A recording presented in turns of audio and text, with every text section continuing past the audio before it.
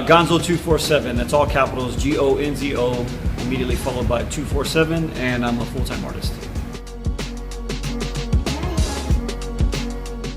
I got my start in graffiti. Honestly, it was the 80s, and back then I was listening to rap music. Definitely not what it is today, but when it was really pioneering and really stood for a counterculture.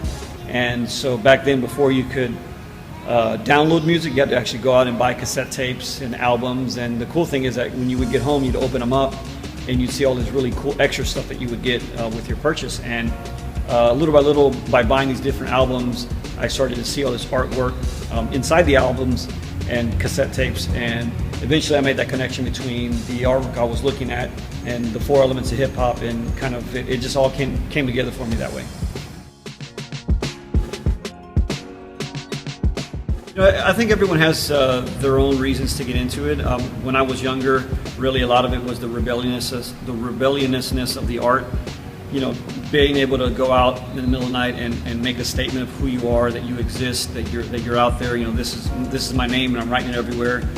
Nowadays, graffiti, it definitely has lost somewhat of its edge, and now we kind of have this new genre of graffiti/street art, and people nowadays can get into this genre really just to make some really cool art on the street. But I mean, it could be political, it could be, there's a million reasons why people can get into this, but I think it's the individual artist and what they believe. But for me, it was being young and feeling that I didn't have a voice, and so graffiti was my only outlet for that.